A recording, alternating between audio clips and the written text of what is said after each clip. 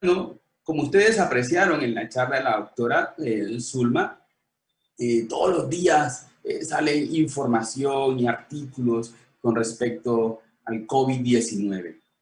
Y en este sentido, quisimos invitar de una manera muy especial al doctor Jorge Enrique Gómez Marín.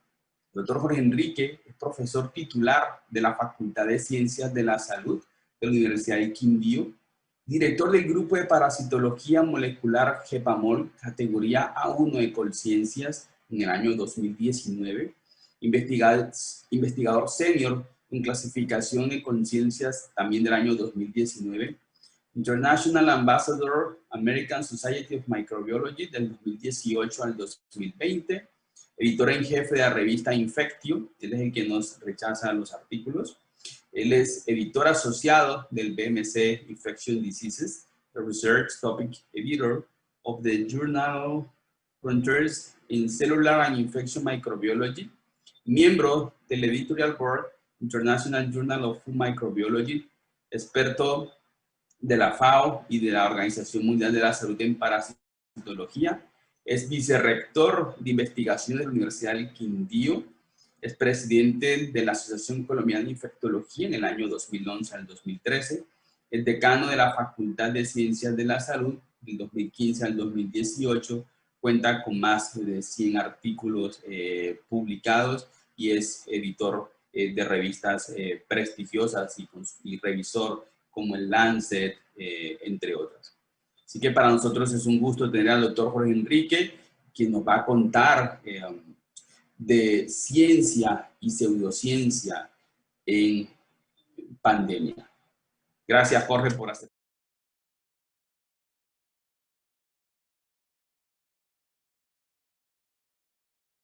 un par de preguntas. Mil gracias. Muchas gracias, doctor Oñate, por la presentación y a toda la junta directiva y comité organizador del encuentro por esta invitación, esta oportunidad que dan para compartir con ustedes una serie de reflexiones que espero pues nos den algo de luz, de esperanza también, de orientación sobre qué hacer durante estos tiempos de pandemia en la cual han surgido una gran cantidad de tanto propuestas que son pseudocientíficas en su naturaleza, pero incluso más allá, uno diría anticientíficas, de hecho. Y pues como me propusieron esta oportunidad para poder también con nuestros estudiantes, los residentes, poder también compartir algunas reflexiones sobre lo que es la ciencia, lo que significa. Y entonces lo que vamos a hacer, bueno, primero empezar por constatar lo que ustedes ya probablemente conocen muy bien, que incluso las revistas que para nosotros en ciencias clínicas son las de mayor impacto, a la cual les damos y les otorgamos toda la credibilidad y consideramos son eh, aquellas que representan el mayor rigor en cuanto a evaluación de la ciencia, que son el New England Journal of Medicine y Lancet, tuvieron y cayeron también en la trampa que colocan pues grupos de pseudocientíficos y de fraudulentos de la ciencia. Y pues vimos cómo se tuvieron que retirar por plagio, por fraude, estos estudios, tuvieron retracciones. Y esto, pues, de hecho, ha originado que se cree una página en la cual se lleva la cuenta y que le permite a uno seguir aquellos artículos que han tenido retracciones, incluidos los preimpresos. Esto también ha llevado a un llamado para que se haga ciencia en el marco de lo que se exige una evaluación pues una evaluación que se haga dentro de lo que requiere el presentar la información científica y que la situación, la presión para presentar resultados para llamar la atención con resultados que sean de impacto, pues hace que se cometan errores o que se lleven a lo que hemos visto de retracciones incluso por fraude. Entonces, ha sido un llamado también a volver a lo esencial que es en la ciencia, que es esa evaluación de lo que hacemos, de los datos. Y pues esto ha contaminado incluso autoridades y hemos visto algo que ya ha sido descrito, que aquí les presento, que se le ha denominado la enfermedad del Nobel. Y vemos Luc Montagnier, incluso, que es un premio Nobel al cual pues, le damos todo su crédito por el descubrimiento del virus del VIH, ha caído también en esa trampa. Y hay otros ejemplos notables de esta llamada enfermedad del Nobel. Y eso toma un carisma serio cuando es utilizado por las autoridades, en este caso autoridades políticas, gubernamentales. O sea, tenemos que ver lo que estaba ocurriendo en Bolivia cuando congresistas aprueban, por ejemplo, tratamientos que no tienen ningún sustento, y esto también ocurrió en Perú, que ya alcanza pues estos niveles ya de autoridades gubernamentales.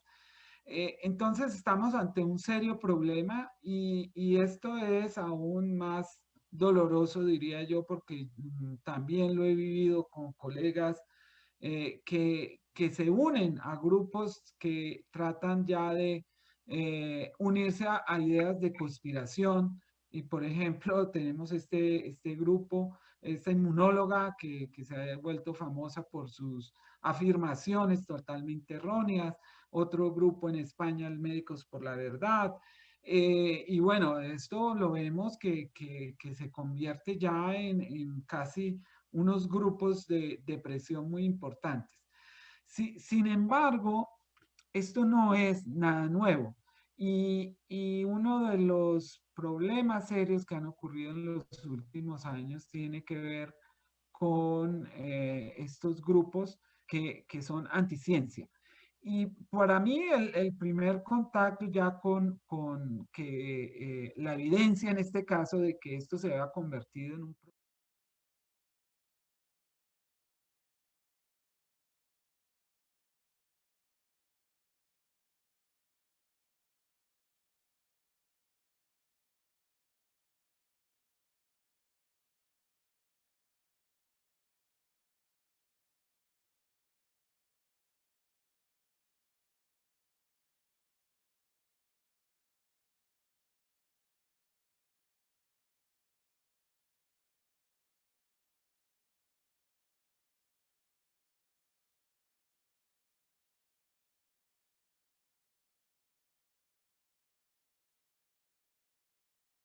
Bueno, entonces me disculpan, no estaba compartiendo, apenas me avisaron que no se estaban compartiendo las diapositivas.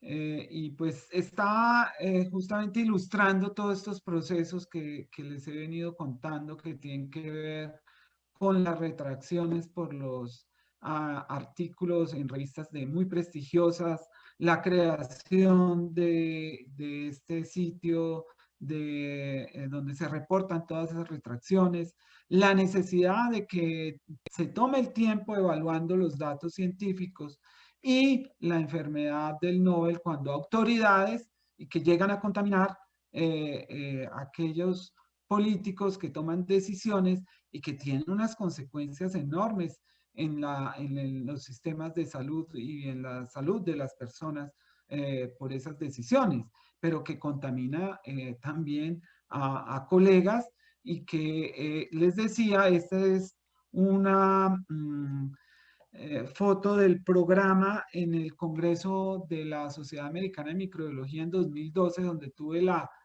primera evidencia de la seriedad que esto estaba tomando ya y de la necesidad, sobre todo. Creo que este sería el mensaje que quiero traerles, y es que asumamos ese papel en defensa de un rigor en la ciencia y también en lo que son los datos generados a partir de la evidencia científica.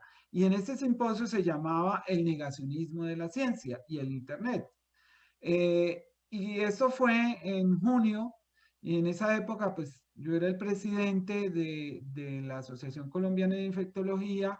Estuve asistiendo a este simposio de la Sociedad Americana de Microbiología, pues con mucha curiosidad y encontrar que realmente era un problema que estaba tomando ribetes muy serios en los Estados Unidos, y la necesidad de que los médicos, los infectólogos, los microbiólogos tomen la defensa, por ejemplo, de la vacunación, porque empezaron a aparecer estos grupos y yo pensaba que eso estaba restringido a Estados Unidos. Resulta que una vez llegué aquí a Colombia, me esperaba esta carta, pues una comunicación que me hacían los pediatras infectólogos, y yo debía hacer esta carta que les muestro acá.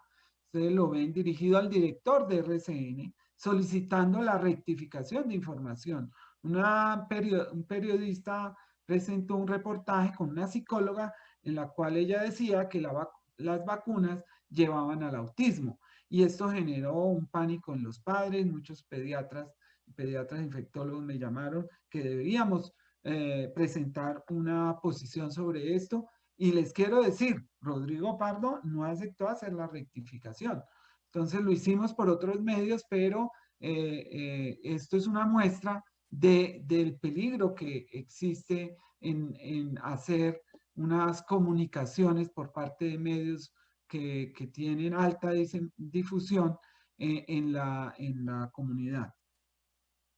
Y esta historia del movimiento antivacunas empieza con el escándalo Wakefield, el cual pues está demostrado fue un fraude, y pues ahora les muestro todo lo que hallaron quienes revisaron este artículo que se publicó en la revista Lancet, que muestra pues ellos presentaban datos donde relacionaban con el autismo, pero que finalmente logró demostrarse pues todos los problemas que tenía este trabajo, y bueno, finalmente se retractó. Pero esto ha crecido de una manera que ya nos encontramos frente a un problema de salud pública global, y encontramos ya todo lo que es el miedo a la vacunación por los padres, y que encontramos cada vez más en muchos países un crecimiento en ese pánico a las vacunas, el cual es antiguo, pero que en el momento pues, se ha amplificado con todos los medios y las redes sociales. Y aquí está la historia del estudio Wakefield, y cómo esto fue luego demostrado, tuvo una financiación por grupos antivacuna, y que existían además ánimos de lucro. Además, los datos fueron manipulados y los niños fueron sometidos a pruebas invasivas y poco éticas. Entonces, esto pues a pesar de ese retiro, pues sigue siendo mencionado por todos estos movimientos antivacuna, que ya los conocemos con el acrónimo Antivax, y ustedes ven ahí los puntos donde hay esos movimientos antivacuna en Estados Unidos. Y todo eso, cuando uno revisa dónde ocurren brotes de sarampión, pues coinciden con esos sitios donde existen movimientos antivacuna. Aquí vemos, por ejemplo, lo que ocurrió con casos de sarampión en California, y cómo estos han ido ocasionando cada vez más brotes. Aquí vemos otro que ocurrió en el Minnesota, y también son los responsables de que brotes de tosferina, y pues que tienen mucho que ver con estos grupos y los sitios donde lo hacen. Pero adicionalmente, donde trabajan. Adicionalmente tenemos en Europa esta extensión, y vemos cómo se relacionan cada vez con brotes de sarampión, y vemos cómo están muy relacionados en los países del hemisferio norte con esos movimientos antivacuna. Y aquí vemos en una gráfica cómo esto ha ido creciendo y llevando a esa aparición de brotes de enfermedades que ya estaban controladas, pero que por estos movimientos antivacuna pues llegan a estos niveles. y que llegan a esto que es la amenaza física, en este caso el profesor Jotes, quien escribió, un pediatra infectólogo que es además el editor de PLOS Neglected Tropical Disease, es un vocero, ustedes tal vez lo han visto en este momento tomando una posición que es muy mediatizada, denunciando las medidas anticiencia que se han tomado en Estados Unidos y ha sido amenazado de muerte. Esta es la hija de él y él hizo un libro, escribió un libro en el cual tituló El autismo de mi hija no es provocado por vacunas. Es un esfuerzo enorme y un sacrificio que hace para tratar de luchar contra esta nueva plaga que se trata de, que está ocasionando estos movimientos. Y pues todos estos movimientos anticiencia han desembocado a que se forme un grupo que se llama Marcha por la Ciencia, en la cual se realizó en el 2017 600 marchas el mismo día. Y entonces aquí les quiero contar que yo terminé también haciendo parte de esas marchas. Y aquí, como ustedes ven, salí a marchar, hicimos un plantón y al final de él, pues tuve la atención de los medios y aquí yo digo, pues, ¿y usted qué está haciendo aquí? Y respondí, tratando de salvar la ciencia, maestro, pero sin tanques, o sea, parafraseando pues lo que se había mencionado por un coronel durante la toma del Palacio de Justicia, pero yo creo que esa es una invitación que quiero hacerles para que tomemos una posición más activa en la defensa y la argumentación. Y durante esta marcha de la ciencia, pues tuvimos estos tipos de carteles que hacían los miembros de estas marchas, tratando de ir contra esta contraevidencia. No sé si ustedes conocieron un profesor de la Universidad de Antioquia, un médico que se volvió muy reconocido y lamentablemente estuvo en la Universidad del Quindío y yo vi lleno el auditorio.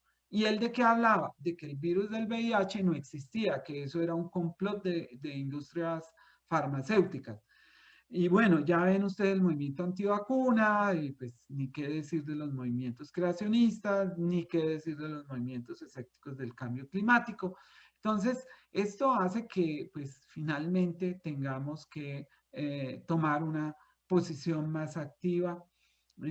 Pues a la base de esto, pues hay razones que tienen que ver con los cambios en la sociedad. Esperemos que esta pandemia lleve al mismo tiempo a que la sociedad se pregunte cómo está teniendo esta actitud frente a la ciencia y que se tome una posición ya más de defensa y de apoyo a la investigación. Pero uno identifica que esto ocurre porque no se está utilizando pensamiento científico en la toma de decisiones de la sociedad. Y ese pensamiento científico a la base tiene un razonamiento crítico. Y ahí ya hay un llamado para nosotros, para aquellos que trabajamos y todos aquellos que trabajamos en investigación, somos docentes también, y esto tiene que hacernos reflexionar sobre cómo desarrollar la formación de competencias en razonamiento crítico. Y aquí yo les muestro un cartel de unos psicólogos, justamente que son especialistas en psicología cognitiva, y que hacen un resumen de los principales sesgos psicológicos. Hasta ahora pues han identificado más de 25 tipos de sesgo. Aquí les muestro algunos como la teoría de identidad social, la defensa de estatus, el efecto de arrastre, la responsabilidad externa, la primera impresión, el efecto halo. Cada uno de ellos nos lleva a que nuestras decisiones tengan esa connotación del sesgo. Y uno de los más importantes para nosotros como científicos es el sesgo de confirmación, que es muy usual, sobre todo los investigadores que están iniciando, siempre querer interpretar resultados que les lleven a confirmar sus hipótesis. O eso pues también ocurre mucho y por eso este sesgo es tan importante, un sesgo cognitivo, y es que queremos es creer solo en aquellos resultados que confirman nuestras creencias, creencias de todo tipo, políticos, sociales, económicos, y vemos, ese es un gran problema y es algo contra lo cual como científicos debemos luchar todo el tiempo. Como yo le digo a mis estudiantes, ustedes déjense sorprender por los resultados y esperen qué es lo que les están diciendo. No traten de confirmar lo que ustedes creían o quieren encontrar en ellos. Por eso, aquí quiero enfatizarles en estas competencias que siempre se deben poner a funcionar cuando trabajamos en ciencia y tienen que ver con la interpretación que categoriza, decodifica, significa, clarifica significados, el análisis que examina ideas, detecta argumentos, analiza argumentos, la evaluación que evalúa los postulados, evalúa los argumentos, la inferencia, juzga la información, conjetura alternativas, la explicación, establece resultados, justifica procedimientos, presenta argumentos y la autorregulación, característica sin la cual no seríamos científicos. Y por eso esto hay que buscar desarrollarlo en nuestros estudiantes, ir más allá de lo evidente, identificar y retar los supuestos, dar significado en el contexto. Todo lo que hacemos se hace en un contexto. Imaginar y explorar alternativas. He allí una tarea que tenemos como docentes y es siempre preguntar unas alternativas a lo que hemos encontrado. No quedarnos con una sola explicación y siempre ser escépticos. O sea, todo lo que trabajamos, evaluamos, tenemos que hacerlo de manera crítica y lo cual hay que diferenciarlo muy bien de lo que se llama una crítica negativa, que es otra cosa. Entonces, esto pues también nos lleva a algo y es que es importante clarificar. Yo les pregunto a mis estudiantes, bueno, ¿usted cómo define la ciencia? Y algunos pueden decir, no, un proceso de investigación sistemático, un cuerpo de conocimiento, se puede decir, un poquito más elaborado, pero lo que nunca nadie dice es que es una organización. Y resulta que los grandes epistemólogos, que ya les voy a mostrar el campo de la epistemología, es que la ciencia en sí es, antes que nada, una organización de personas, una comunidad de científicos, los cuales tienen ideas, usan métodos y técnicos. Por eso es que se dice que la ciencia nunca es neutral. Pero he allí la responsabilidad que tenemos de aplicar todo esto que les he venido mencionando relacionado y ligado al pensamiento crítico. Y una de las esculturas que a mí más me ha impresionado porque me dice mucho justamente sobre esto es una que encuentran en el Laboratorio de Biología Marina de Woods Hole, en Massachusetts.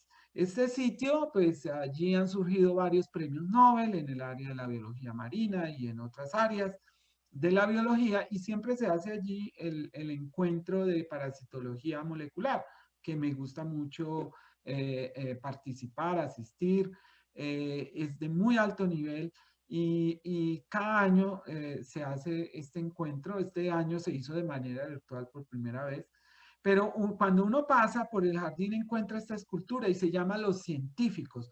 Por eso cuando yo llegué a la universidad, yo dije, ¿cuál es el sitio más importante en el laboratorio? No es la mesa de laboratorio, es la sala de reuniones o la cafetería, podemos decirlo así, pues jocosamente, pero en realidad la ciencia nace es a partir de una discusión con el otro.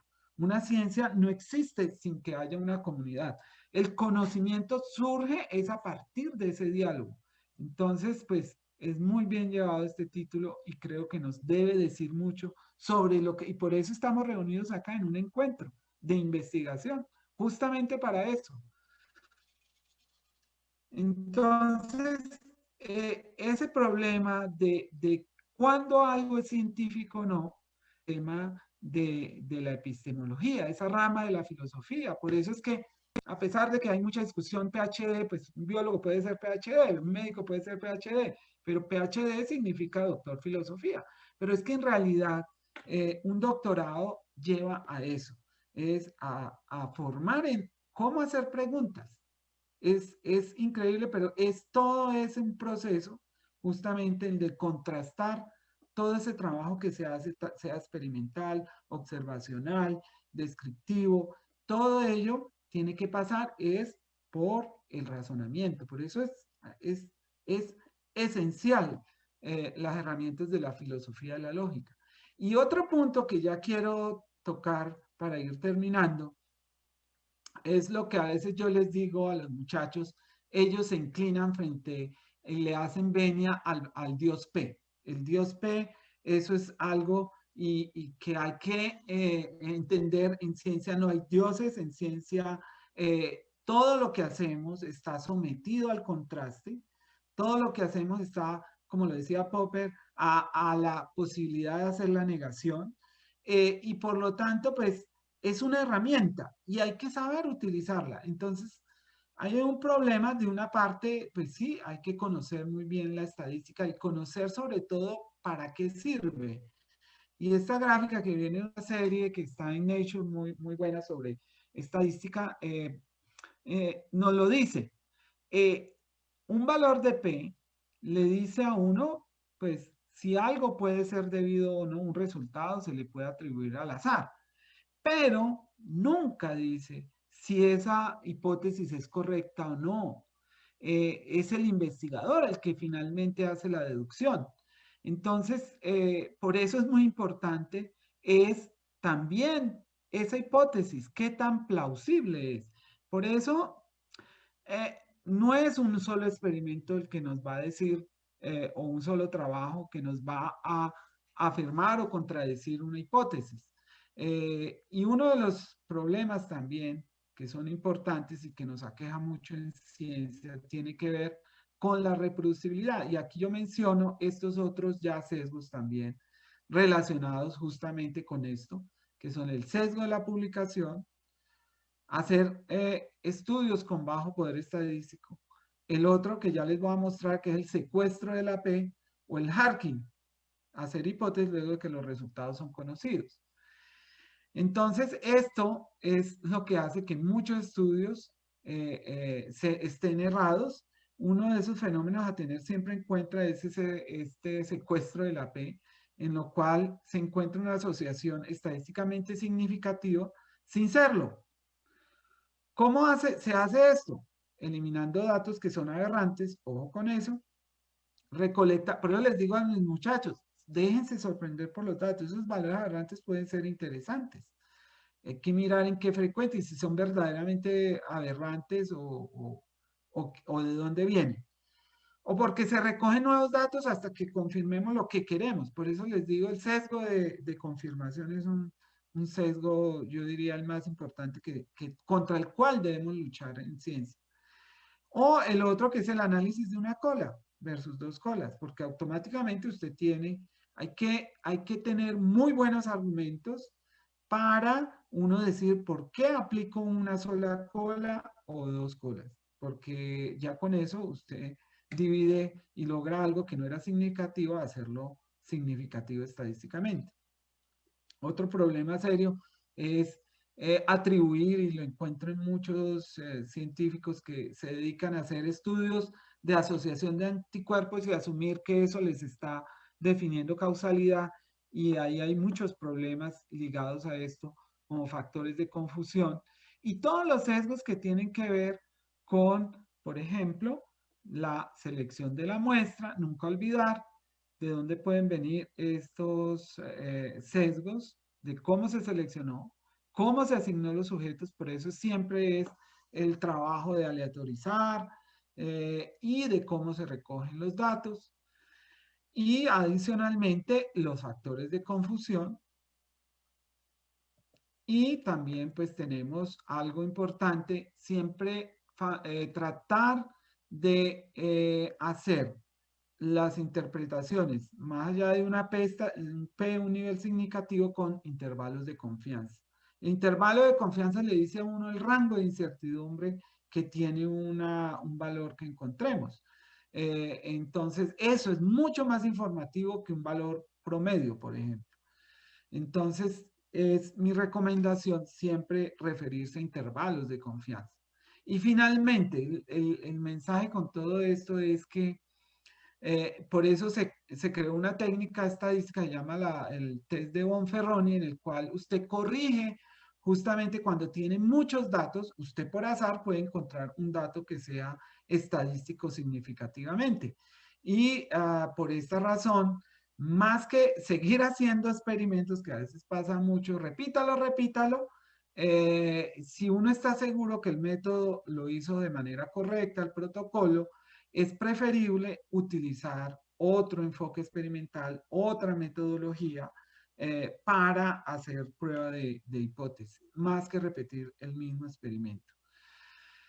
Y por último, ya darles como algunas guías de lo que nos pueden servir para luchar contra los negacionistas de la ciencia, que pues ha utilizado este acrónimo, el FLIC, que es todos los argumentos que ellos utilizan para todo este negacionismo, utilizar falsos expertos, siempre verificar quién es el experto, cuál es la historia, y uno fácilmente puede encontrar todos los antecedentes de muchos de ellos, las falacias lógicas,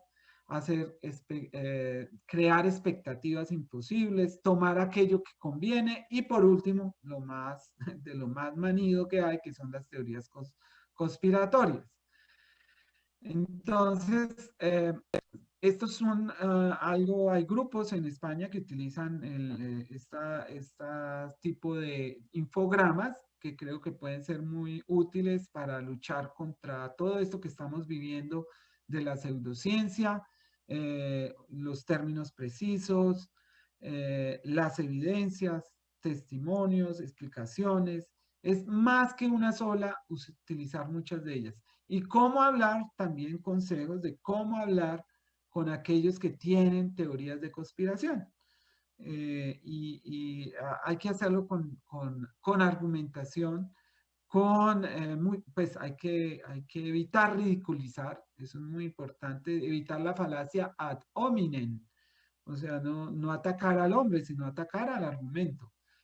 Usar el pensamiento crítico a favor y pues compartirlo con los afines.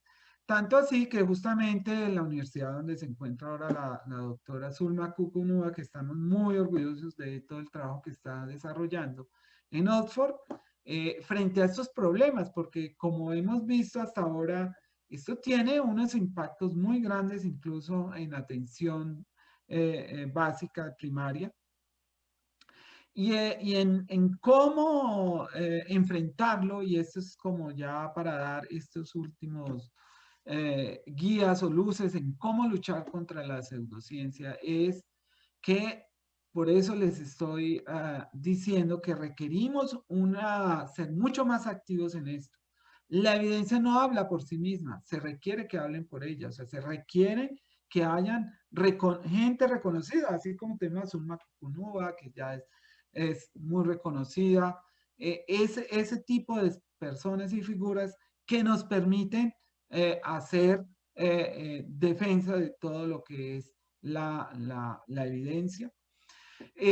Tenemos que tener en cuenta que tenemos que hacer digerible, o sea, que todo lo que hablamos, nuestros términos, deben hablarle a las personas, ponerse en el zapato de cada uno de ellos y tratar de entender cómo llegarles de la mejor manera para que las explicaciones sean claras.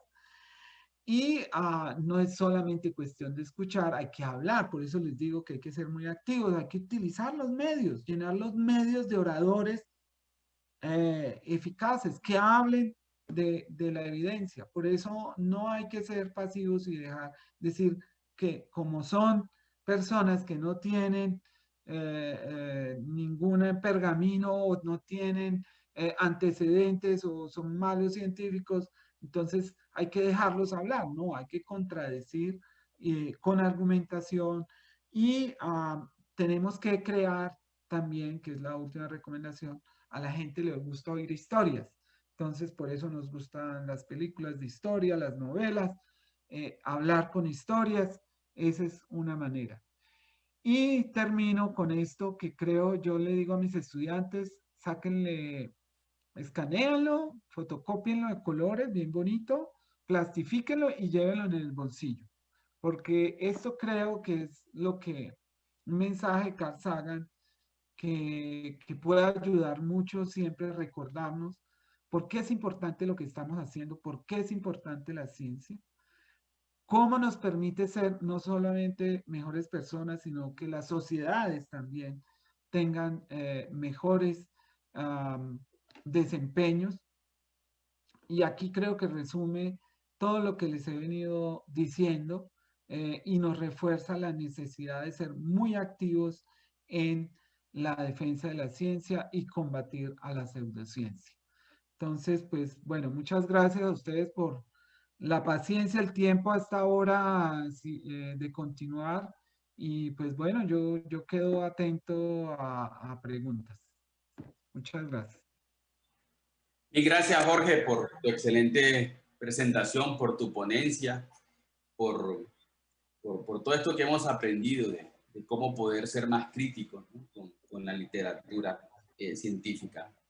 Bueno, para todos, recuerden que nuestra plataforma virtual es en 3D, que pueden interactuar. Les recomendamos que echen una pasadita por la muestra comercial. Mañana a las 8 de la mañana empezamos con la optimización en la era de los inhibidores de integrasa. Es una charla también magistral, es un simposio satélite. Están cordialmente invitados todos. Y luego viene lo frenético. Viene VIH, venimos con parasitología, micología, lo que estamos en Colombia investigando sobre nuevas terapias para las enfermedades infecciosas, resistencia bacteriana, investigación en salud pública y la evaluación de los trabajos completos y, por supuesto, la premiación. Recuerden el hashtag numeral encuentro de investigación ASIN para que puedan tener las inscripciones al Congreso ASINVIR de noviembre. Bueno, Jorge, aquí hay varias inquietudes que te queremos preguntar. La primera, ¿qué hacemos con los...? Porque esto del COVID es muy frenético y la verdad es que uno duerme y al día siguiente cuando me levanto veo que en el chat de la Asociación Colombiana de Infectología hay como 2000 artículos por leer y hay muchos preprint y todo esto. ¿Qué hacemos con los preprint? ¿Cómo los evaluamos? ¿Qué valor le damos a estos preprint? Sí, José, sí, sí, muy, muy importante esa pregunta porque pues ha generado muchas discusiones dentro del grupo de consenso, pero a ver, a ver, los preimpresos están dirigidos a comunidades especializadas, porque como no tienen la evaluación aún por pares, realmente los preimpresos, uno debe ser experto en esa área. Eh, entonces, sí es muy importante identificar los expertos de área y son ellos quienes deben decir con respecto a una publicación en preimpreso qué valor le dan. Y uno está seguro, es muy importante sí identificar los expertos de cada área para consultarles sobre esto, porque sí, es cierto, es imposible uno seguir y digamos, la cantidad de información que está saliendo, pues lo que yo hago, por ejemplo, personalmente es escoger algunos expertos reconocidos y uno les hace seguimiento, por ejemplo, en Twitter se ha vuelto una herramienta, yo les puedo recomendar. Twitter hay que saberlo manejar, es decir, uno debe seguir a las personas correctas. Y por eso esas listas que han surgido de qué personas seguir, por ejemplo, son importantes para eso, porque esa le permite a uno hacer esa selección e identificar cuando hay, por ejemplo, un artículo que sea de interés. Perfecto, gracias Jorge. Hablando de Twitter, recuerden, numeral encuentro de investigación ASIN para esperarte en el Congreso de la ASINVIR de noviembre. Hemos recibido muchas felicitaciones por nuestros ponentes magistrales. Gracias, Jorge. Gracias, doctora Zulma. Y también esperamos de ustedes las sugerencias para poder realizar un buen congreso de ASINVIR. Bueno, yo recuerdo que hay un episodio, de pronto es el más famoso, con respecto a la literatura médica y a la ciencia y COVID-19, que fue esta base de datos que utilizaba el Big Data del Surgisphere, en donde a través de esta base de datos gigante, ellos lograron tener publicaciones en revistas muy prestigiosas, como el New England Journal of Medicine, como el Lancet, y recuerdo la más famosa, que fue este estudio de 90,000 pacientes, en donde se decía que la cloroquina pues, no funcionaba y que aumentaba la mortalidad. Luego este artículo fue retirado porque no hubo cómo comprobar esos datos. Pero en este sentido viene la pregunta de nuestros amigos y es, ¿qué metodologías aplicamos en ciencias médicas para que eso no suceda? Porque un episodio que fue bastante vergonzoso, donde todos caímos, evidentemente. ¿Qué podemos hacer para que esto no suceda? No solamente en el campo editorial que tú manejas, sino pues yo estoy con mi artículo y yo cómo hago para decir, como que no le creo mucho o sí lo voy a creer. Sí, José, no, esto, de hecho, ellos lo reconocieron y ha generado, creo que fue la semana pasada, el New England y creo que el Lancet también sacaron una serie de nuevos requisitos para la publicación de artículos basados en el uso de estas bases de datos. Y sobre todo muy importante que se pudiera garantizar que esos datos fueran verificados por terceras personas, personal externo. Tanto y que aquellos que fueran coautores, porque ahí hubo un coautor que cayó también en la trampa, desafortunadamente, es que es muy complicado pues, constatar o verificar esos datos y hubo errores muy gruesos. Entonces, sí, ese es un problema que hay con las bases de datos, los Big Data, que tenemos actualmente acceso a información, que pues, esto requiere especialistas en esa área. Entonces, pues por ahora hay que, digamos, esperar cómo se desempeñan, pero esto lo que ocasionó sobre todo es que hay mucha desconfianza con estos datos y pues que se impusieron todos estos nuevos requisitos. Entonces, esperemos a ver cómo evoluciona. Es muy lamentable porque es muy prometedor este uso en muchas aplicaciones en medicina, pero desafortunadamente, pues esta epidemia ha dado para todas estas cosas. Y bueno, pero ya se vienen como tomando los editores de revista, venimos tomando, de hecho yo les quiero contar, en Infectio esto también nos ha servido para justamente una serie de nuevas reglamentaciones en cuanto a lo que tiene que ver a fraude, retractación, que justamente previa a la epidemia del COVID no teníamos. Y esto pues nos ha llevado a que empecemos eso es en todo caso una mejora en nuestros procesos, ¿no? Pero sí, hay que estar muy atentos y por eso una de las recomendaciones, el escepticismo siempre debe acompañarnos. Bueno, muy bien. Entonces, como decía Jorge, y parafraseándolo un poco, ser escépticos, muy críticos con la literatura, más no con la persona, y esto nos ayuda a crecer juntos y a construir la evidencia científica. Con una gran invitación para todos nuestros investigadores en Colombia para que hagamos más colaboración y sigamos realizando trabajos de calidad. Mil gracias, Jorge, por tu ponencia. Estamos muy agradecidos contigo y para la próxima oportunidad. Recuerden, mañana 8 en punto de la mañana, inhibidores de integrasa en nuestro simposio satélite. Gracias, Jorge. Muchas gracias. Chao. Bueno, que pasen.